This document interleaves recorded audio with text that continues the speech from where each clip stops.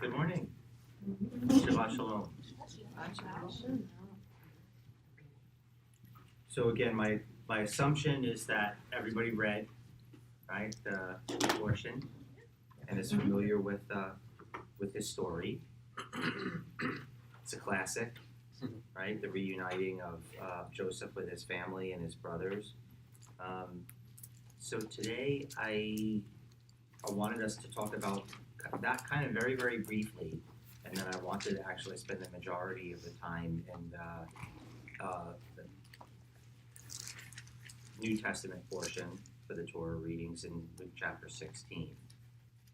And so this one has always been an interesting one to me, and I feel like it does relate to the Joseph story, to the story of with him being reunited with his family. And then I'm going to ask a controversial question, because I like controversial questions. So somebody want to give me a recap? So Genesis 44:18 through 47:27, if I'm not mistaken. Hopefully I'm not mistaken. Can I just ask you a question about that? You said Luke 16? Yes. It says Luke 6 here. I hope I didn't miss it. Well, we're doing Luke 16. Okay. That's fine. Because I didn't prepare for Good, Luke because I 6. didn't read either one. I can read it. I have my thing up on a board in my little office there, and I look at it, and I'm like, Well, you must have found something. Yeah, try to follow it across. yeah, I try to follow the thing across, and I'm like, oh, okay. Yeah, I had down Luke 6, Okay. 12 through 16. Oh, okay. We can do whatever you have. Yeah, There's no You found some Okay. treasure. There's All right, well, that's it. Everybody go no, home. Sorry. there's no consensus on what the New Covenant passages should be for the reading Right. schedule anyway, so you can do whatever you want. So, all right. So here, it's not really. We'll stretch it. It's not really a big stretch. So, because Joseph is all about stewardship, right? Like the whole story there about him being really just an excellent steward and how God uses him to not only save Egypt and most of the known world, but Israel, and having his family end up coming into Egypt so that they would be able to survive. We know what happens after all that, although that's not part of this Torah portion, right? So I think honestly my favorite part of this is in chapter 45, where it says Joseph couldn't restrain himself anymore, so he's got his brothers in there, right? And he's trying to play it off and be the hard guy or whatever, and he's doing his thing, but then he can't take it anymore, and he just breaks down and is weeping over his brothers, and is just so glad to have them all there and to be reunited with them, and that he really sees God's purpose in everything that he had been through, and I think that's beautiful and amazing.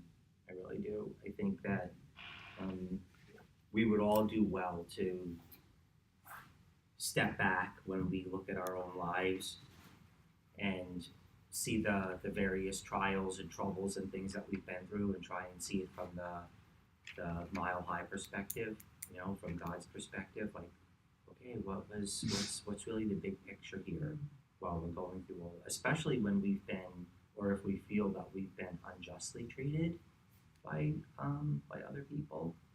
So yeah, I actually have a neat story, but I don't know that I want it to be on there. Maybe I'll share that testimony after. But I had an incident in the police years ago with something that happened in regards to something similar to this, and it was difficult to see the big picture, but in the end I ended up seeing the big picture, and it was really, really cool. Hey guys. Okay, so here's what I would like for you guys to do. Good, everybody's already all nice and clumped up, except Elijah. Elijah, would you do me a favor and join the table with somebody else? You thought you were going to skid by, huh?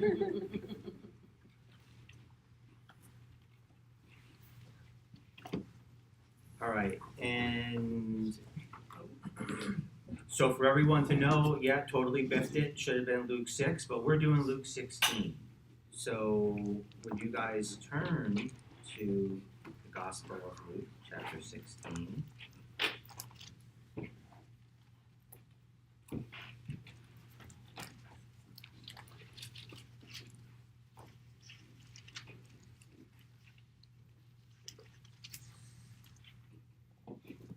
Who likes to read? Is there anybody who is a good loud reader? Anybody? I can do it. Awesome. Thank you. The whole chapter? No. So it's going to be Luke chapter 16, verses 1 through 12. Okay.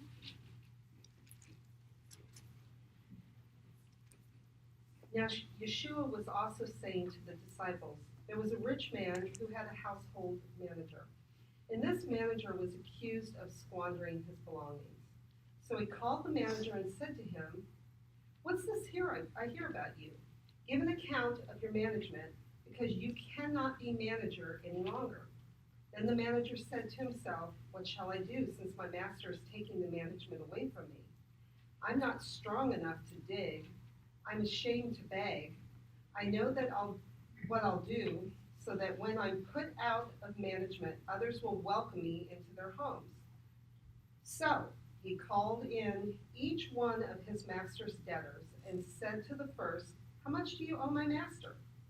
He said, 100 units of olive oil. The manager said to him, "Take your bill, sit down quickly, and write 50.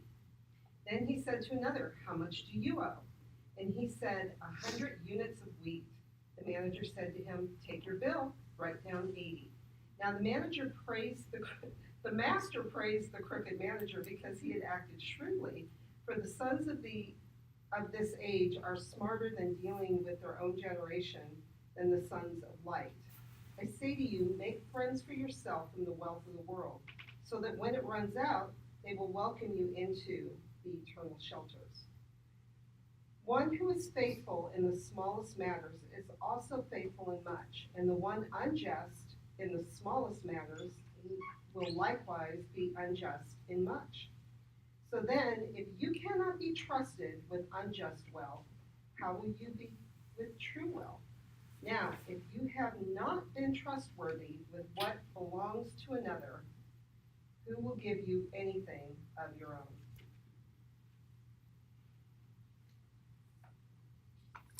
How many of you have ever read this and been like, what in the world is this talking about? Parts of it. Yeah, like this one, there's so many places in this that don't make sense, especially, or at least on the surface don't make sense.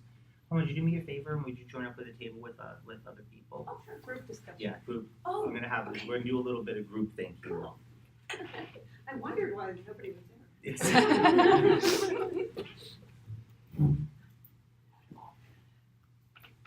So what does this mean? That's the main question that I want you guys. So I'll give you guys 10 minutes to pick this apart and elect someone to be a speaker for your table who will give the general consensus of what you guys came up with as to what heads or tails you were able to make out of this chapter. Okay? I put some questions that I thought would be interesting, or like what one could ask that might be helpful. So if someone likes to scribe or be that, I'll offer what questions that I had, and maybe this would be helpful. Okay? So the first question is, who is the steward? Who does the steward represent in this parable? Why would the master commend the steward? Okay. Explain verse 8, which is, so the master commended the steward because he had dealt shrewdly. For the sons of this world are more shrewd in their generation than the sons of light. What is that? What is he talking about?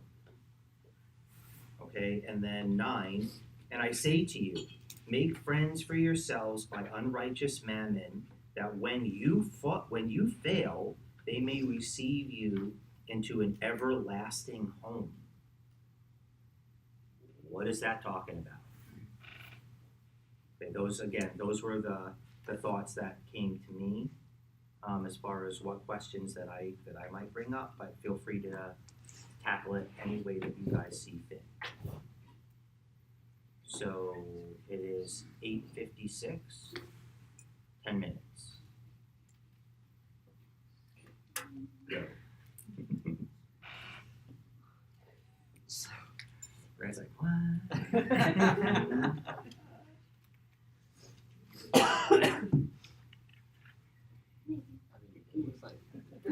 Hi, join the table. Yep.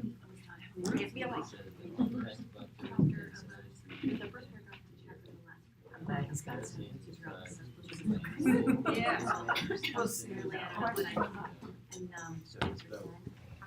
I'm like too, so I'm like.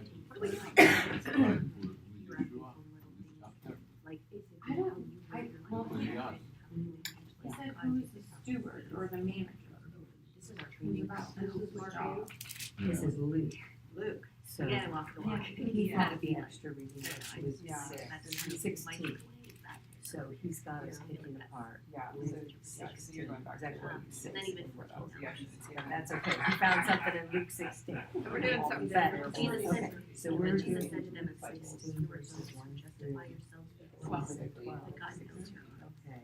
For what is exalted So- above it is the So I have some thoughts about who is the steward, but I don't know. I'll be back.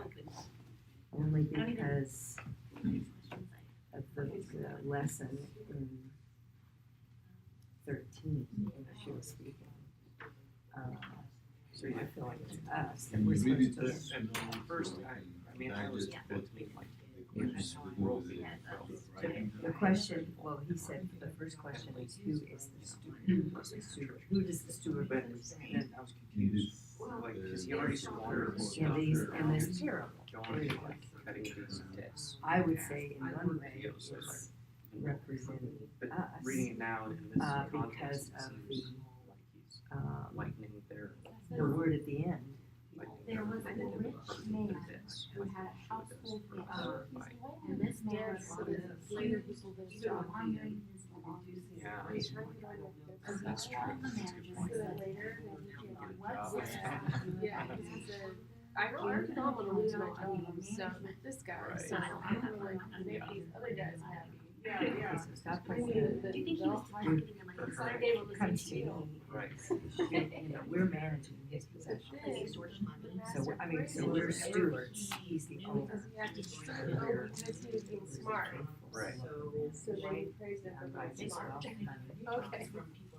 Even though it was his own money, it's Well, nice that he was I mean, losing out on. Yeah. With things that will last forever. But then what's the smarter one doing with their own lives? Stewart was a crooked man, so he was an ungodly. Yeah. So here's what the world, here's how the world does it. So, yeah, so yeah, I think like verses 8 and 9 are the, Don't be like them, but learn the something. challenging ones. Because yeah, he's basically laid out this whole story of like, Right. This is the way not how to deal with Okay, so that's what the first time. In a way, it doesn't say what it's big about, what it breaks. It's like they're accusing him of The wealth of the world. being bad manager or something. Yeah, he's crooked, cheat. Yeah, cheat, and cheating his boss. Oh, okay, he's cheating his boss. So don't do that, don't be like that, at least be smart. You said he was smart, didn't mean what he was doing. yeah, I mean, I feel like he's kind of pointing out. Be shrewd. Yeah, so we Then put it it on goes the into card then how he's starting off, first like verse 10. and then he assesses that Verse person. 10, like this is one who's faithful a little. What shall I buy? And all that kind of stuff. Then he makes But this choice does the story that about cutting the debts that are owed. So Kenny brings up a big question, like why would the master then commend the steward? Whenever he was squandering, he was doing that out of selfishness by acting like this. He said, you owe 100, write a check. Join a group. That wasn't a smart punch there, you might think so. Yeah, no, I'd let them do all the talking. Yeah, that's Someone fine. else, of course, it's surprising that the owner would be okay with that. Yeah. Except that we know that owner being God is so merciful, he's going to like that. Or well, she was talking to the disciples about the So rich it's showing household manager. the heart of the owner. Steward comes and makes deals with all these debts. So we're talking.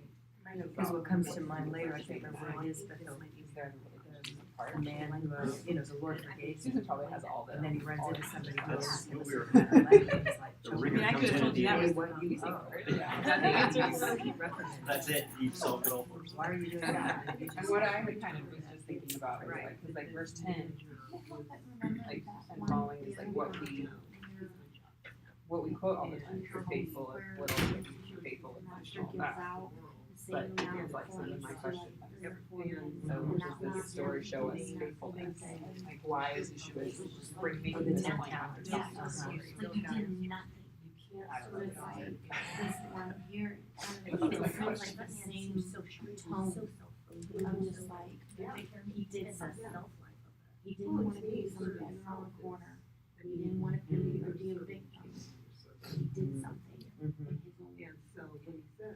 Yeah, rather than remaining like he was, like, oh, well, I've lost that position, he thought it through and took some kind of action Yeah. toward I'm thinking about.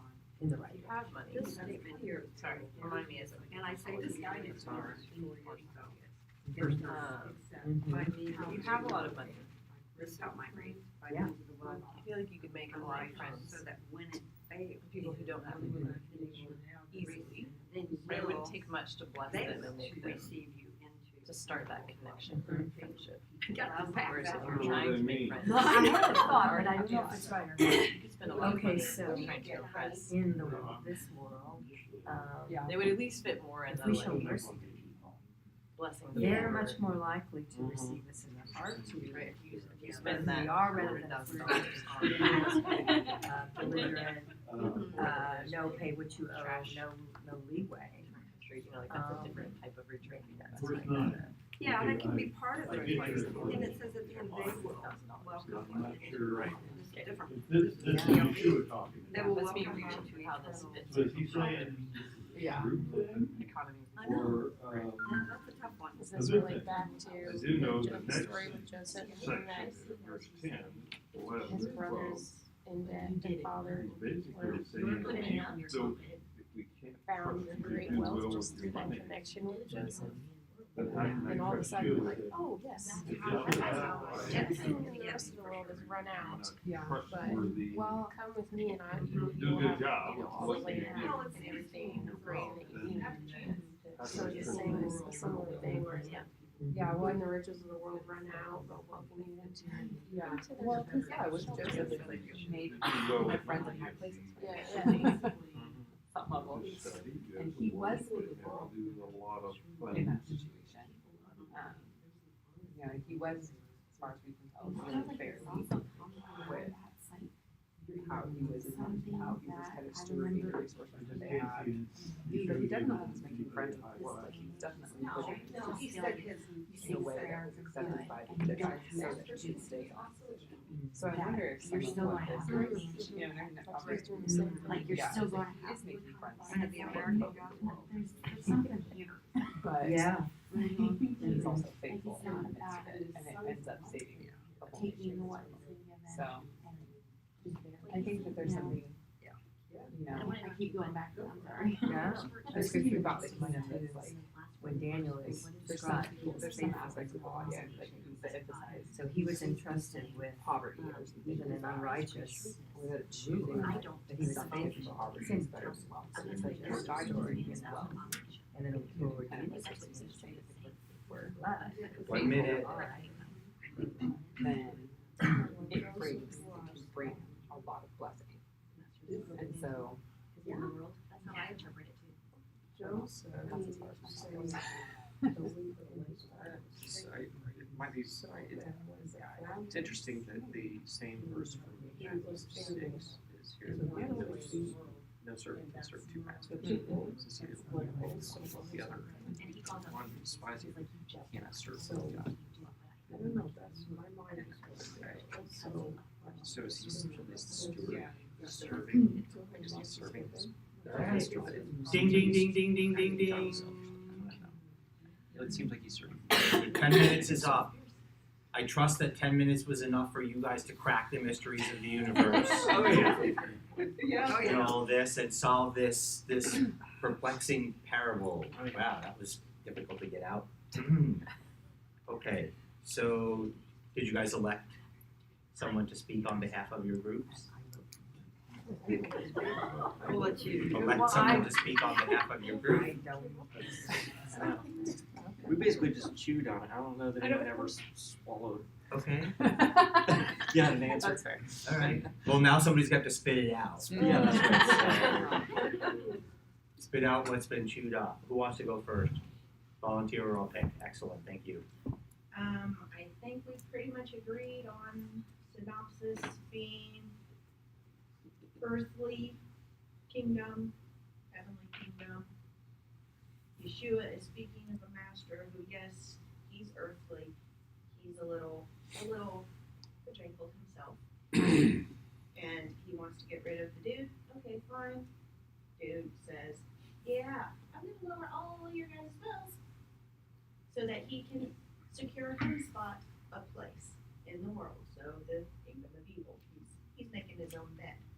He's taking care of himself. Okay. Kingdom on earth, yeah, he praises him for that because you made a buck. Good job. You're taking care of you, which a lot of people now, especially, you're taking care of you. Okay. Yeshua says basically that yeah, you might be securing your place here, but that ain't gonna get you to me. So even if you get praise and get yourself a spot, you're not gonna end up with me. Sorry. Okay, no, well, don't apologize. Okay. This is not this one's tough. This one's tough, or it can be. Okay, did everybody hear what it was that they had to say? Okay.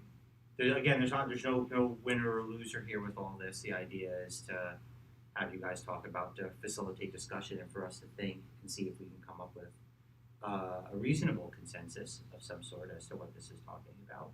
So, okay, you guys are up next. Who's your spokesperson? It's supposed to be I me, see but I'll everybody's do my pointing their best. face, okay. I only remember everything that was said. I don't even know if we had a chance to say is there consensus, but we brought up a few things. Okay. Perhaps the steward represents us being entrusted with God's possessions, and this steward is being corrected, reprimanded, because he has not been faithful with what was not his. So then Dawn brought up that, so rather than not doing anything once the correction came, because we're trying to figure out this verse, what is the one? Why would the master commend the steward? Which was a tough question. So Dawn brought up that he's taking action. He's not just, and she was sharing that in her youth, you're still a youth as far as I'm concerned, but in her youth, that sort of the common teaching was, don't worry about anything, you still have your mansion in heaven, rather than we are responsible for what's entrusted with us. So we think that this is part of the lesson because of because of verse 13. No servant can serve two masters, for he will hate the one and love the other, or he will be devoted to one another and despise the other. He cannot serve God in wealth, so we can't be focused on money. However, there is a testing with how we handle the unrighteous things of this world. What was another thing that we brought up? Make friends for yourself. So he took action, and his action was to cut in half the debt of those who owed actually the master. So we were trying to figure out why would the master commend him for that. Right. And Sandy say what you brought up. Well, we kind of agreed that the verse 9's a difficult one. Yeah. I couldn't really, I say to you, make friends for yourself from the wealth of the world so that when it turns out they will welcome you into eternal shelters. What? That's what we said. Well, I thought you kind of came up with we were talking about God is a God of mercy. Yes. He forgives our debts. So in a way, he's being commended. At least you showed mercy. And when then it was brought up when we show mercy to others, they are more likely to welcome us into their houses, into their fellowship, than if we're shrewd and arrogant and mean and all of that. So The old more flies with honey than vinegar. yes. Yeah. Okay. To it. Why would you want the flies, right? Okay. What do you guys got? Well, I'll just select myself. Go ahead, first, I please. guess. Go, I don't think Emma. anybody's gonna fight me. Mysteries of the universe solved. Well, one of the things that was standing out to me and that I kind of was asking our group is because we get to verse 10, this one who is faithful in the smallest matters is also faithful in much. Like we like to quote that, but it's like, why is Yeshua saying that after giving this whole situation Right. and talking about this? And so it's like, is there faithfulness being shown here that Yeshua is pointing out or something like that? We didn't necessarily come to a conclusive answer about it, but one of the things we were talking about, even just thinking about the Joseph story, is like Joseph was, because this verse about making friends with the world and all of these things is what's hanging us up, right? So, but if we think back to Joseph, he had to he had friends in high places, right?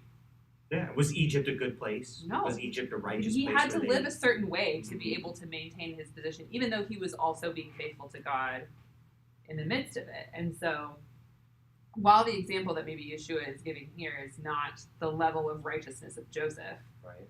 I think if we think back to that, then I think Yeshua's point can be made that it's like God can use wealth and business dealings and all of these things for the benefit of the kingdom. And so it's not that we're not necessarily supposed to remove ourselves from that, but there's a way that we're supposed to engage with it. So that's not exactly the question maybe that you had set out to ask, but that's where we wandered to a little bit. So yeah, I mean, these verses are like 8 and 9 especially are challenging, but I think other people kind of brought up some good points too, but of what we're talking about here. But I think coming down to like what Yeshua is pointing out as the point of being faithful and being able to be trustworthy. I don't know. To me, I was kind of looking back at the rest of the story through that lens of like, what is he trying to say about that by telling this story? Right. Yes, an interesting set of characters. Yes. I just want to say one thing too. I love what everyone's saying. I just kind of skipped down to after he said the parable, Mm-hmm. and this is Yeshua's response. So, on 14, the Pharisees, who were lovers of money, heard all these things, and they ridiculed him. And he said to them, "You are those who justify yourselves before men, but God knows your hearts. For what is exalted among men is an abomination in the sight of God." So for me, that I circled that because I was like, I feel like Jesus was explaining that parable in a way through that sentence of like, kind of the narcissist can self-justify, like, look, like the kingdom of darkness is like shrewd, and I don't think the manager in this parable is God. I think it's like a shrewd, worldly manager that praises him, like a Pharisee. We'll just say he was a Pharisee or somebody religious, or I don't know. But it was like commended, and so Jesus is just like, that's an abomination to me. Like, the point of this parable is, I see your heart, and I see that you're not faithful. I don't know. Okay. I've never seen the master as God or Yeshua, either one.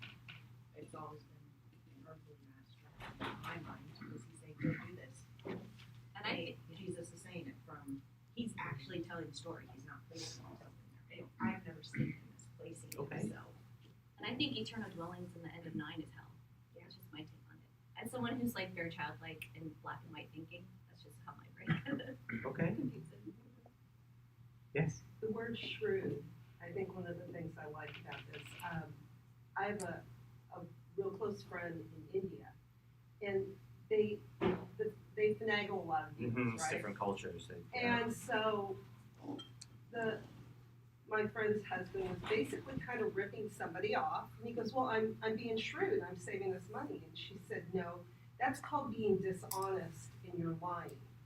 And so when I thought of that phrasing here, there is this comparison between how the world does business and the kingdom business. And when we get down to where Yeshua basically is telling them, you can't serve two masters.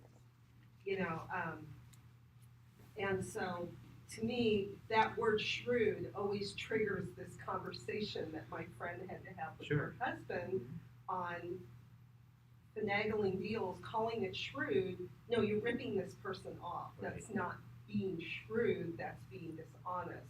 And I kind of felt like this is, even though the world commends people who are shrewd and can make a buck, the Lord wasn't commending him for being shrewd. So I'll do a little bit of flipping this on its head. But what you're saying is true. Okay, so only here in America, when you go to the store, you go to a street vendor, the farmer's market or whatever, when someone says this is the price, that's the price you pay. Every place else, they haggle, right? If you've ever been any place else, you'll know that that's not the price. You're a fool if you pay that price, okay? Those melons aren't worth that much. No, I'll give you, half or 3/4 or whatever. So it's commonplace in other cultures or whatever. Again, just not here, right? We're Americans. We just it's a fair price. We pay it, whatever.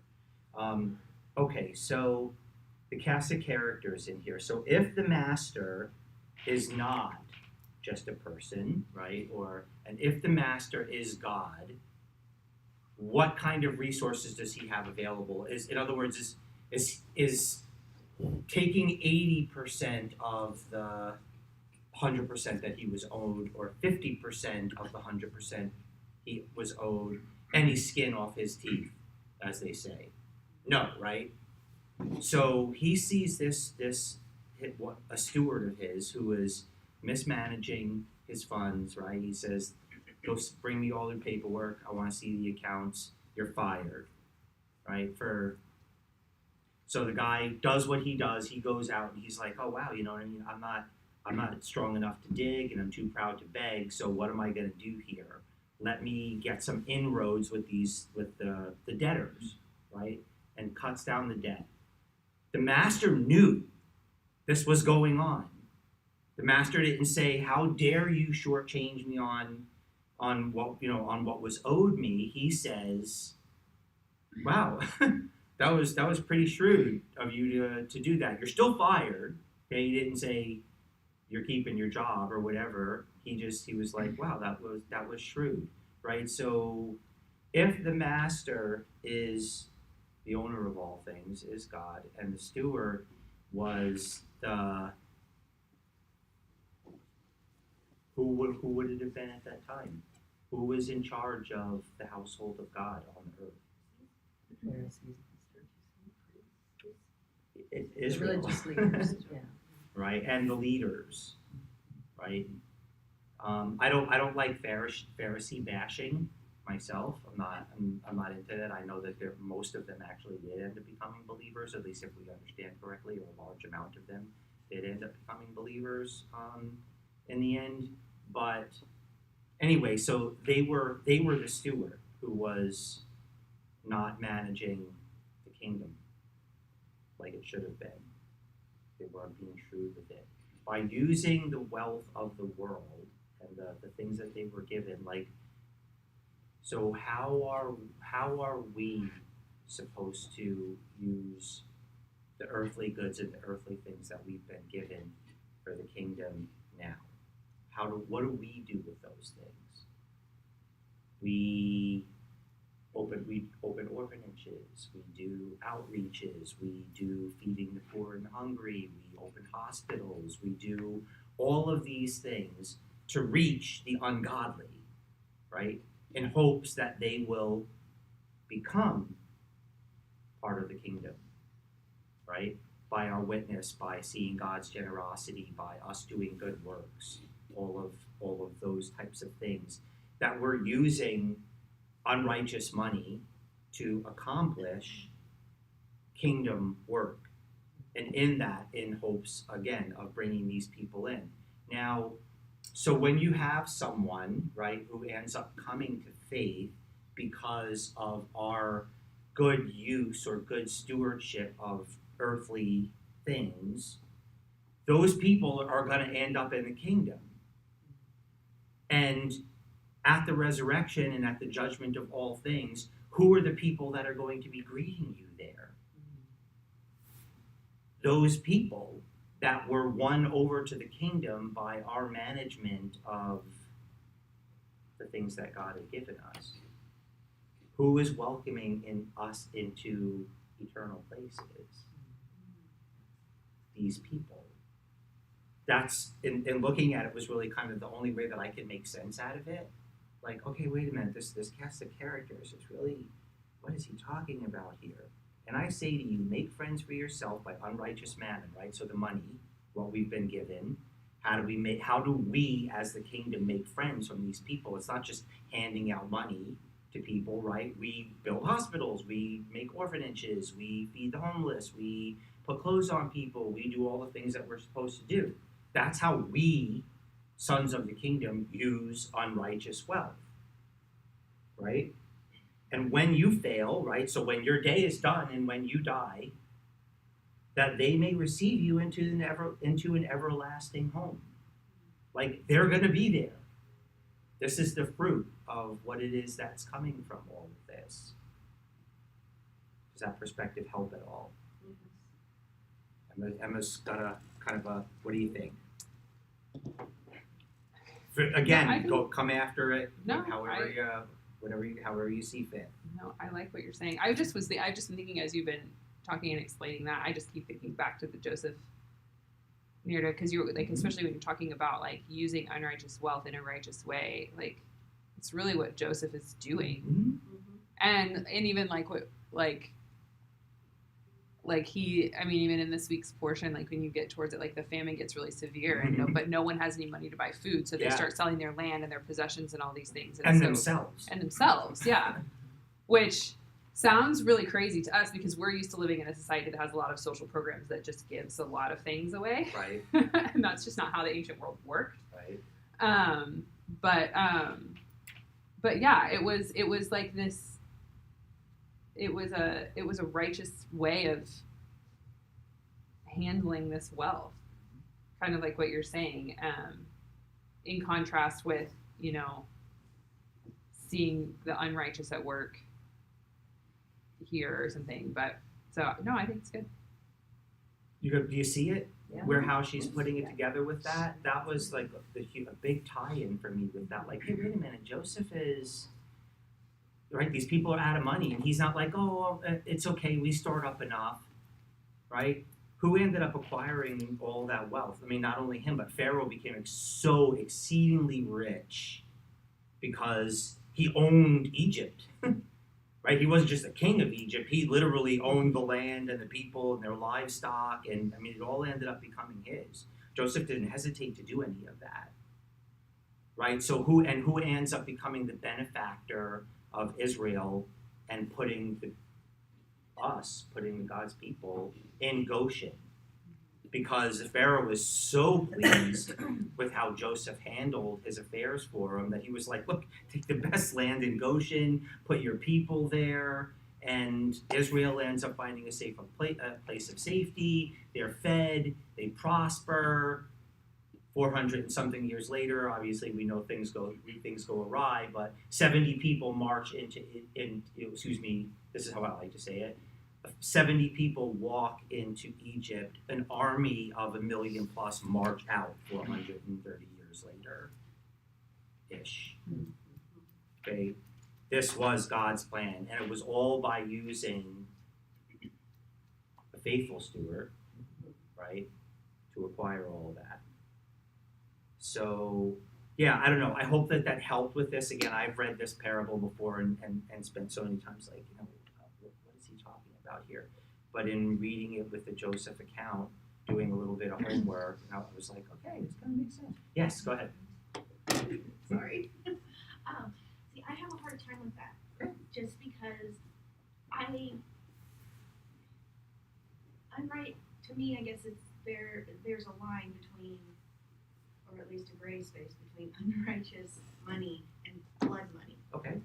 I'm like, so how can I don't see him justifying spending ill-gotten gains. You know, Right. that's No, why I that's get why it. I can't put God in the role of the manager. Pharaoh in the role of the manager, sure, and he's praising for the worldly gain. But yeah, I can't put God in that role of you ill-gotten gains. Right. So let me ask this question then, or just so that I'm understanding, because I think that we kind of tie money to things, right? We say, well, I don't like what this company is doing, so I'm not going to spend my money there. That there's a piety or a sense of piety that kind of goes along with that, right? You guys are understanding what I'm saying by that, right? Like, oh yeah, no, they support this cause that I think is evil or is unrighteous, so I'm not going to contribute to them by spending the money there, right? Also, so on the flip side of that, so I'm not going to take money from them either. So if, let's say, said corporation that you refuse to give money to because you think that what they're doing is unrighteous, turns around and says, hey, I want to give you $10 million for whatever charity you want to use, whatever you want to do. So you want to build orphanages, you want to build a homeless shelter, you want to do that. Here's $10 million. Do we also, out of piety, say no? Yes, I think that's that gray area. Again, each individual has to come to that conclusion for themselves. I'm not saying that I think that you need to alter, or anybody needs to alter their, I'm not giving to that company because money is indifferent. Okay, what we decide to do with it is the lesson that Yeshua is saying here. Okay, the money is just a means of accomplishing things. You can use that money to accomplish good things, or you can use that money to accomplish bad things. Okay, that's how I see it. Again, I am not criticizing anybody here or in Cyberland. If you're like, no, I would not accept that money from them because they're unrighteous, but I'm not going to turn around and use it for unrighteous things. I'm going to turn around and use it for good things to win people for the kingdom, so that on that day they're like, hey, Susan, it was your orphanage that led my children to the Lord, and their testimony led me to the Lord, and here we all are in the eternal homes together. Like, hey, that's awesome. So again, my viewpoint, I'm not putting anybody down. If you disagree with me, that's fine. But, Well, so maybe this further complicates it. sure. Go right ahead. But so I'm not saying that they're like yes. So like I mean, one of the things we've said before here is like you vote with your dollar, right? Where you spend your money, and it does matter. Mm-hmm. So sometimes and where the money comes from also matters to some extent. However, and I'm not saying we don't consider that. I'm just thinking of other examples. So think about the tabernacle. All of the gold and silver and bronze in the tabernacle, where did that come from? Spoils of Egypt. The spoils of Egypt. What was that being used for in Egypt, most likely? Idolatry. What did they make and then think about the golden calf and things like that, which is this, the same people using some of that same resource for, again, it kind of depends on, like, kind of to Kenny's point of, like, what, it matters what you use it for. And God did command them to kind of take the spoils of Egypt as they left. But he didn't say take it and throw it away. But there are other times when they go in, they're like, utterly destroy it. Burn it all. Right? Yep. You don't keep souvenirs of paganism is basically the point. But at the same time, these are resources, gold and silver. Like, this is currency in this world. So it's like you don't really just throw it away. You melt it down and it becomes something else. So I think that can translate. And again, I'm not saying it doesn't like that it doesn't ever matter where money comes from or something like that. But I am saying, especially like people, you hear some of these conversion stories or these salvation stories, I should say, of someone who's really wealthy who probably did receive some of their wealth in less than reputable ways. They come to know the Lord and they don't just throw it away. They're like, okay, well, I need to change my business practices so that how I'm gaining money is now different. But this money that I already have, I'm going to use it in a different way. So the point is that God shows up in the story and changes the trajectory and uses the resources available in that moment, if that kind of makes sense. Yeah. Just kind of bring more to what you're saying. Who has ever heard this? The wealth of the wicked Yeah. is laid up for the righteous. Yeah. Not to be thrown away, but to be used justly, right? Yes. Well, the spoils of Egypt. The Lord defeated every single one Mm-hmm. of their gods. Right. Oh yeah. So, to me, the spoils, when they took that out and they plundered, that was God's. It was to build His temple. I defeated every single one of these. You guys were enslaved for, and so there was a difference to me in my mindset on that, on how the Lord already knew how He wanted that, and He overcame each one of those gods. So that was His spoil. Yeah, the Israelites got to take it out there with them, but the Lord did the work on that one. And then when He'd send them into battle, He would tell them each time, like, yeah, you can do this, or no, you can't. So He was the one that was in control on that money, on the spoils every time. And when they would disobey that, Consequences. there was consequences. This guy's got consequences for managing money wrong too, So it matters. It matters how it's looked at. It matters how it's used. It matters who it belongs to. That's where the tithe comes in. There's just so much to that on inquiring of the Lord on this. It doesn't say that this guy inquired of the Lord on anything. He was just looking out for himself on this. Right. Yeah. The master still commended him on his shrewdness and okay. Yeah. I don't know. Like I said, but as you read through this again on your own through the perspective that we just shared together and see if it doesn't make a bit more sense. Hopefully we're not walking away still going, I'm still not getting it. Like, all right, well maybe we looked at it from a couple of different angles. And, yes. Is it unreasonable or unfair to consider that the line between black and white, right and wrong, can be blurred in the name of practicality and reason? I personally don't have a problem with that. Others might. I was in law enforcement, which is supposed to be black and white, and it is often gray. Yeah. And there are gray areas that to accomplish an end that sometimes you go into that. So I again, personally don't have much of a problem with it. Others might. I'm not saying when it comes to clear-cut moral issues, like like lying or even that's there's a little bit of fuzziness there too. Murder, adultery, sexual sin, all that kind of stuff. I'm not okay with looking at gray areas there, but yeah, again. All right, well, I'm going to throw another one at you real quick, and hopefully we'll have a little bit of chance to get into this. Does God show favoritism? Yeah. All right, class is done. God shows favoritism. So I'm going to read you a definition of favoritism real quick, and then I'll explain why I'm asking this question. Okay, favoritism: the practice of giving unfair, preferential treatment to one person or group at the expense of another. Favoritism. That's Oxford. So maybe Merriam-Webster has something a little bit different to say, but that's what Oxford has to say about favoritism. Does God show favoritism? Unfair, and what was the second part? Unfair. At the expense of the other one.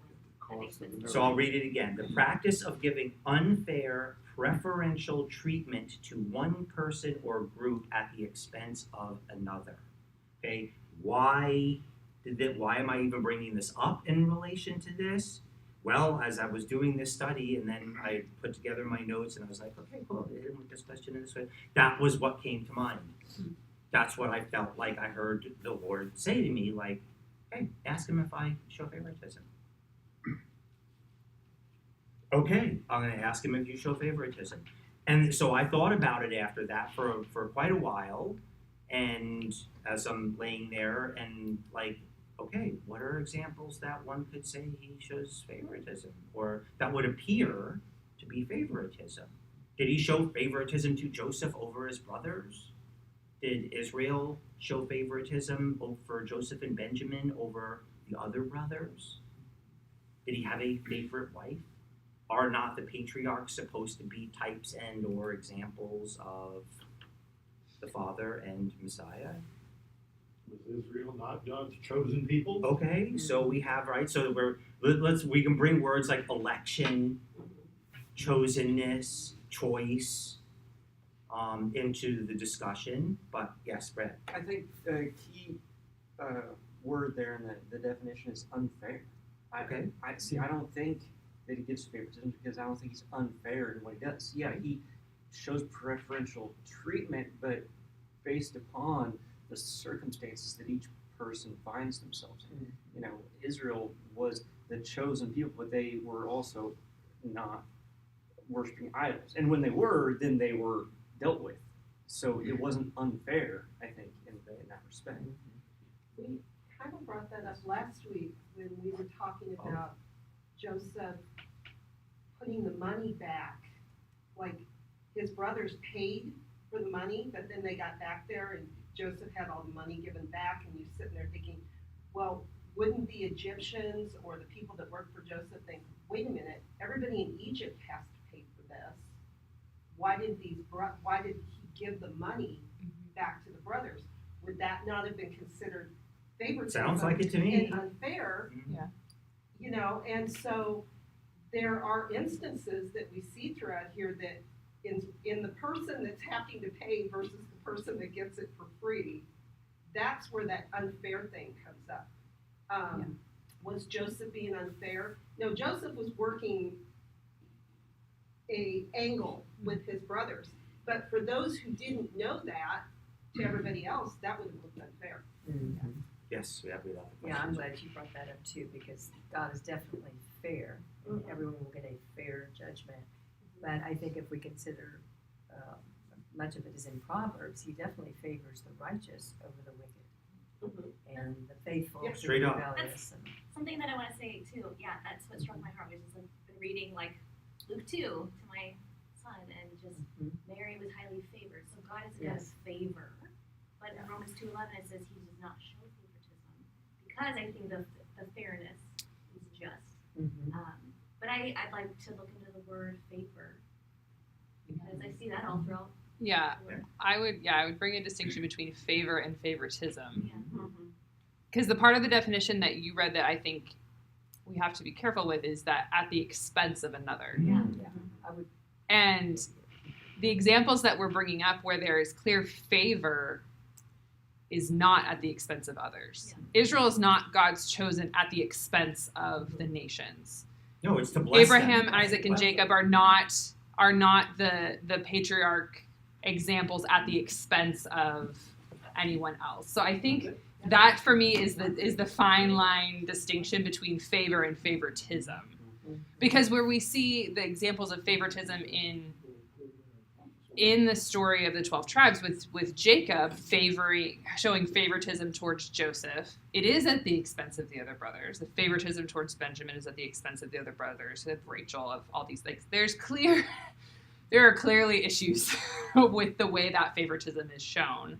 But I think when we see the favor of God, it actually brings blessing to others. And so that's why I think it's important that we draw a distinction between favor and favoritism, in my opinion. If we're using this definition of Yeah, no, favoritism. I agree. I like the word called also. They're called and they answered the call. Right.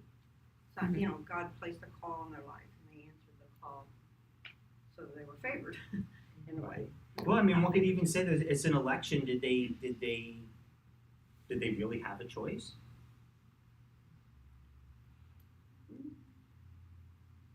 Right. So if you were just, Joe Israelite,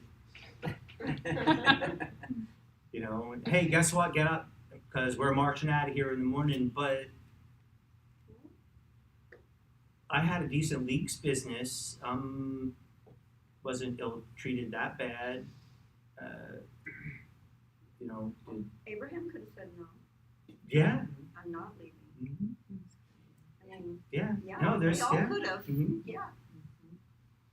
I think if we Yes. probably look up the Hebrew or wherever that word favor appears in Scripture, if we go to the Hebrew text, it's probably going to say something different than the Webster's that'll ring true. Right. The word fair doesn't really fit into the scriptures because God is not fair, He is just. So the way that He works things out in this story, in the story of Daniel, in the story of other servants that brought all works into the building of the kingdom, is done not with fairness, but with justness or justice. Because that's the way that God works. He doesn't allow unjustness or in the story here with the steward that was shrewd for self. So Yeshua gets rid of the unjust, but he only works with the just because his kingdom is being built so that the world cannot judge this kingdom. This kingdom is going to judge the world.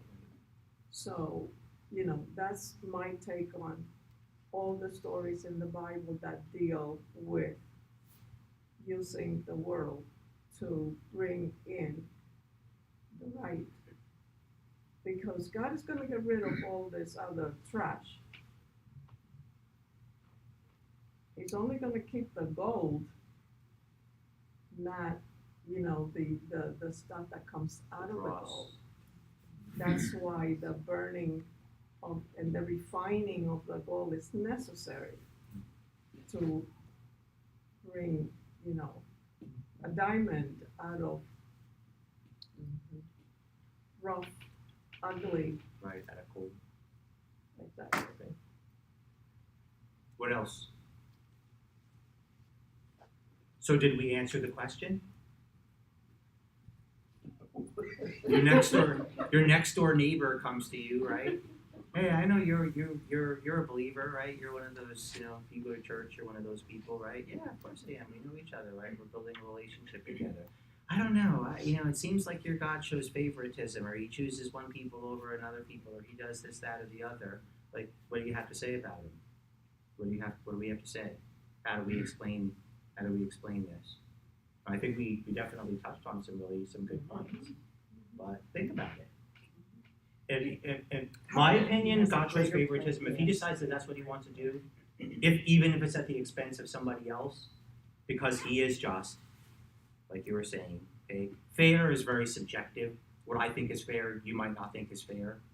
You might not think is fair. Other people, what is fair, right? Fair is completely subjective.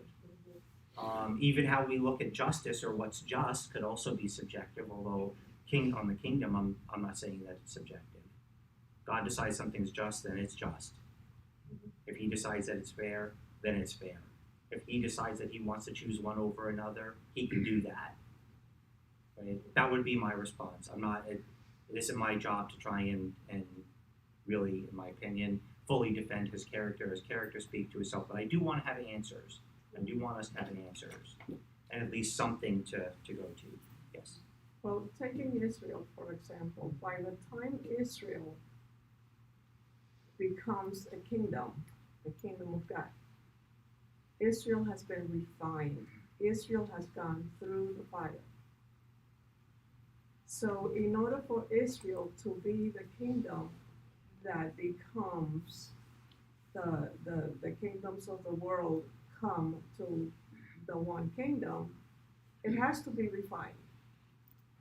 So, just looking at the end of the story as to God, how God has worked, that because Joseph was mistreated, he had years and years of having nothing, and yet God, through God's working, brings him to a place where he serves a king that is not a king of God.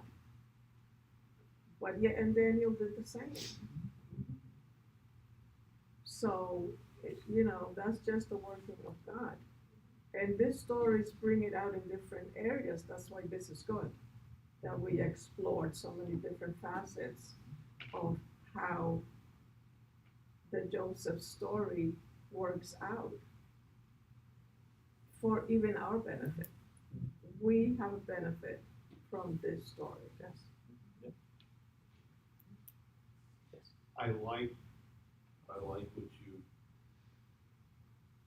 basically, if God decides that's what he wants to do, then the agonizing over fair and unfair is over. For me, That's the end of the story. If God takes somebody who worked all day long and takes somebody who only worked 1 hour and decides to pay them all the same, like what we saw in that, and hey, that's, to the workers all day long, that's not fair. Doesn't matter.